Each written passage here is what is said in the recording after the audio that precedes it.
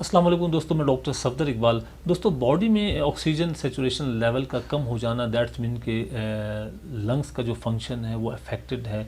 Lungs में कोई infection है, लंग्स में कोई स्वेलिंग है या उसके अंदर कोई इन्फ्लेमेशन है। ये इन्फ्लेमेशन जो है वो वायरल भी हो सकती है, बैक्टीरियल भी हो सकती है। और इस वायरल या बैक्टीरियल इन्फेक्शन की वजह से जो है वो या तो एयरवेज या ट्यूब जिसे हम कहते हैं, ब्रोंकाइल्स कहते हैं, या तो वो नैरो हो जाते हैं, बहुत तंग हो जाते हैं, या उनके अंदर ब्लॉकेज हो जाती है, जिसकी वजह से जो है वो ऑक्सीजन जो है वो प्रॉपर तरीके से लंग्स में नहीं जा पाता और उसके बाद वो बॉडी में या ब्लड के अंदर जो है वो नहीं पहुंच पाता। उसकी बहुत सी वजूहत हैं, बहुत सी डिजीज़ हैं जिसकी वजह से जो है ऑक्सीजन लेवल जो है वो बॉडी में कम रहता है। सबसे पहले जो है वो पेंडेमिक जो पूरी दुनिया में एक आलमी वबा फैली हुई है वो है कोरोना वायरस, जिसे कोविड-19 भी कहा जाता है। और इसके साथ आपने देखा होगा कि सार्स लिखा होता है, सीवियर एक्यूट रिस्पिरेटरी सिंड्रोम। दोस्तों, कोरोना वायरस जब लंग्स पे अफेक्ट करता है तो ये लंग्स के जो एल्वोलाइज हैं, जिसे हम टिनी सैक कहते हैं, छोटी छोटी थैलियाँ होती हैं, उनका काम होता है ऑक्सीजन को भरना, उन्हें एब्जॉर्ब करना और उसके बाद जो है वो ब्लड में ऑक्सीजन को जो है वो पहुंचाना।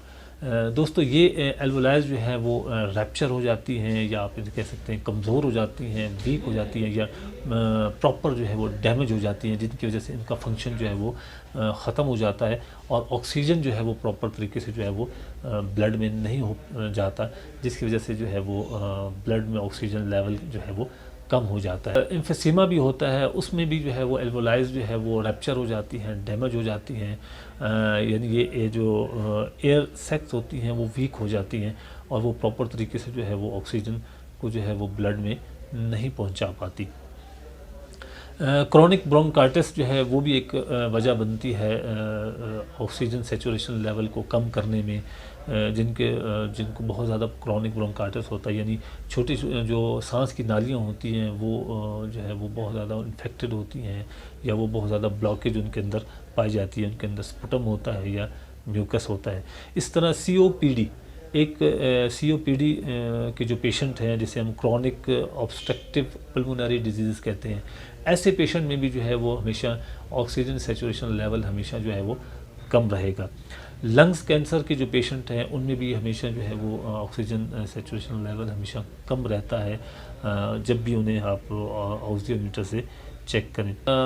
ब्रोंकियोप्टोसिस जो है, या जिसे हम सिस्टिक फाइब्रोसिस भी कहते हैं, इसमें जो है वो ब्रोंकिस जो है यानी सांस की जो नाली होती है वो फैल जाती है, वो बढ़ जाती है। तो निमोनिया का एक जो है वो निमोनिया के पेशेंट जहाँ पर होते हैं वहाँ भी जो है यही पोजीशन होती है कि जो एल्वोलाइज होते हैं वो रैप्चर हो जाते हैं, वो स्वेल हो जाते हैं, हार्ड हो जाते हैं, जिसकी वजह से जो है वो प्रॉपर तरीके से ऑक्सीजन जो है वो ब्लड में नहीं जा पाता।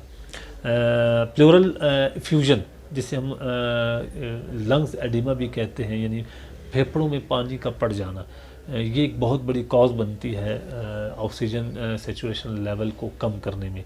तो दोस्तों, ये तमाम जो मैंने आपको कॉजेज़ गिनवाई हैं या डिजीज़ गिनवाई हैं, उनमें जो है वो होम्योपैथिक मेडिसिन एस्पिडोस्पर्मा बहुत ही इफ़ेक्टिव है, बहुत ही बेस्ट और बहुत ही फास्ट रिज़ल्ट देती है।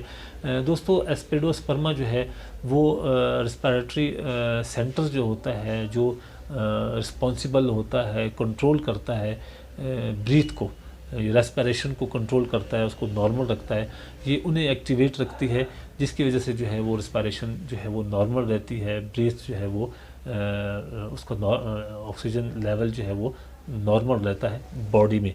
एस्पिडोस्पर्मा को आप जितनी मैंने कॉजेज़ बताई हैं, आप किसी किस्म के भी पेशेंट हैं, चाहे वो लंग्स कैंसर के पेशेंट हैं, चाहे वो सीओपीडी के पेशेंट हैं, एस्थमा के पेशेंट है, एस्थमा के पेशेंट में भी जो है वो बहुत ज़्यादा जो है वो ऑक्सीजन लेवल देखने में आया कि उनका हमेशा बॉडी में कम रहता है। एम्फेसीमा के पेशेंट हैं, सिस्टिक फाइब्रोसिस के पेशेंट हैं, या निमोनिया के पेशेंट हैं, या प्लूरल फ्यूजन के पेशेंट हैं, जो भी जिस चीज़ के भी पेशेंट हैं, अगर उसमें जो है आपका ऑक्सीजन सेचुरेशन लेवल कम है तो एस्पिडोस्पर्मा को आप यूज़ कीजिए, इसके बहुत ही एक्सीलेंट रिजल्ट मिलेंगे। एस्पिडोस्पर्मा मदर टिंचर के आप 20 कतरे जो है वो आधे कप पानी में लीजिए, सुबह दोपहर शाम। अगर आपका जो है वो ऑक्सीजन लेवल जो है वो 90 से 95 के दरमियान है तो आप सुबह दोपहर शाम लीजिए। अगर ये जो है वो 80 से 95 के दरमियान है या 90 के दरमियान है तो फिर आप इसको हर 2 घंटे के बाद इसको आप रिपीट कीजिए। 20 कतरे इसको जो है हर 2 घंटे के बाद आपने आधे कप पानी में लेने हैं। आप इसके बाद देखिए कि किसके आप जो ब्लड में जो ऑक्सीजन लेवल है वो इंक्रीज़ होगा और ये लेवल जो है वो अपने नॉर्मल रेंज में आ जाएगा। दोस्तों मेरी इस वीडियो को लाइक कीजिए, शेयर कीजिए और बेल आइकन को ज़रूर दबाइए ताकि मेरे आने वाली वीडियो की नोटिफिकेशन आपको मिल सके। अपना ख्याल रखिए। अल्लाह हाफ़िज़।